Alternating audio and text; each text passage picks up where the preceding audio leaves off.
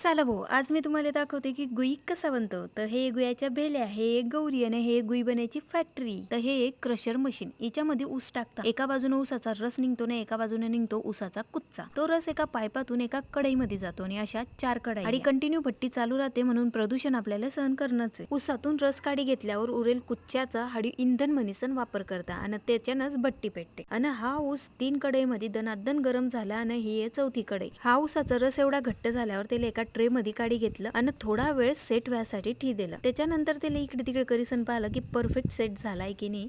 आणि झाल्यावर त्याला परफेक्ट टायमावर साच्यांमध्ये भरायला सुरुवात केली. या साच्यांमध्ये बी त्याला 1 ते 2 घंटा ठीसन गुयाची भेली सेट व्हायची वाट पाहणी पडते. आणि हाडी उभी राहीसन मी ना काही फक्त खायचेच कामाने केले, त्याच्यातली 1-2 भेली मी बी बनवली. आणि मग मी ना खाल्ला गरम गरम गुई, जो लागी राहिलता गैरा मस्त. मग मम्मीला फोन करीसन विचारलं तर मम्मी म्हणे 1 भेली तू बी घे. आणि मी ना पैसे दिसनच घेते बरं. लोक मला द्यायला करता फुकट, पण मला आवडत नाही त्यांच्या मेहनतची बी मला गैरी किंमत आहे. म्हणून मी ना हाडून 1 गुयाची भेली घेतली, जे की होती 5 किलोची. मग भाऊ समजलं का गुयाची भेली कशी बनते. तर चला मग tata, see you, bye bye.